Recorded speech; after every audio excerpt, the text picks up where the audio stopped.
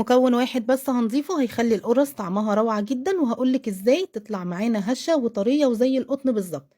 ودي من احلى الوصفات اللي هتجربوها جنب كوباية شاي في الفطار او في العشاء، بجد ما تشبعوش منها خالص. هقولك كمان على طريقة التسوية اللي هتطلعها لك ناجحة جدا. هنقول بسم الله ونصلي على الرسول عليه افضل الصلاة والسلام، وتعالوا نشوف وصفتنا. مكوناتنا بسيطة جدا. معايا كوباية لبن، حط عليها معلقة قشطة كبيرة، لو مش متوفر عندك القشطه ما تحطهاش، معلقه سكر، وكمان كيس خميره فوريه ما يعادل معلقه كبيره من الخميره الفوريه. كمان حطيت معلقه دقيق اللي هو هنستخدمه، خدت منه معلقه دقيق. هنقلبهم كويس وبعد كده هنركنهم على جنب عشان الخميره بتاعتنا تتفاعل. معايا كيلو دقيق منخول كويس جدا، هحط عليه نص كوبايه سكر، وطبعا السكر حسب الرغبه. وده بقى المكون اللي هيخليها لنا في حته تانية خالص، طعمها وريحتها مختلفه عن اي قرص انت هتاكليها. معلقتين من الكاستر، معلقتين هرميين من الكاستر.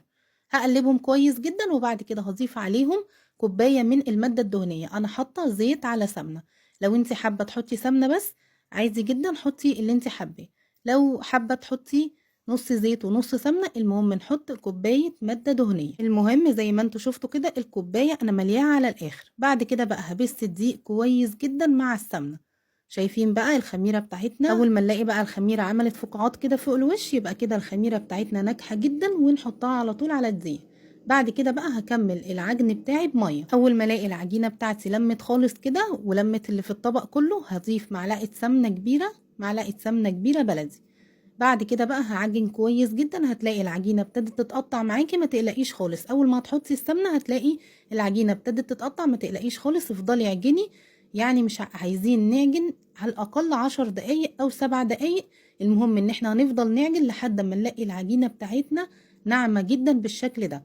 سبتها بقى 10 دقايق بس تريح، وبعد كده بقى هقطعها لكور بالشكل ده. قطعيها بالحجم المناسب ليكي، انا قطعتها بالحجم ده. بعد كده بقى هنحشيها بحشوه بجد بتقلب البيت حرفيا. سكر حبيبات عادي، حطيت عليه نص معلقه قرفه، وبعد كده قلبتهم على بعض، وبعد كده حشيت القرص بتاعتي بالشكل ده. افرد كده الكوره بتاعتي، كوره العجين، بعد كده احط فيها نص معلقه من السكر والقرفه واقفلها بالشكل ده. لدهان الوش معايا معلقه عسل كبيره، معلقه عسل اسود خفاها بربع كوبايه ميه، بنزل بالعجينه بالشكل ده وانزل بيها في طبق السمسم بالشكل ده برضو.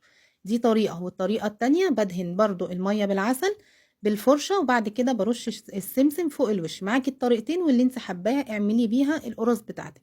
بعد كده هسيبها تخمر للمرة التانية، وده ضروري جدا ان هي تخمر على الاقل نص ساعة لحد ما يتضاعف حجمها. نشغل الفرن على اعلى درجة حرارة قبل ما ندخل القرص بتاعتنا، على الاقل بربع ساعة او 10 دقايق. انا عايزة القرص بتاعتي تدخل على فرن سخن جدا على اعلى درجة حرارة.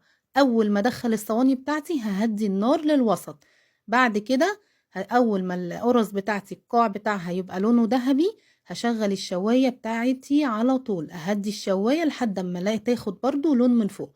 اول ما تاخد لون من تحت اشغل تاخد لون من فوق. لو الشواية والفرن بتوعك بيشتغلوا الاتنين مع بعض يبقى هنهدي الشواية خالص، ومن تحت يبقى وسط. بس المهم ان هي تدخل على درجة حرارة عالية جدا او فرن ساخن جدا. اول ما بتخرج من الفرن بغطيها بكيس من اكياس التلاجة، وكمان بفوطة كمان فوقيها.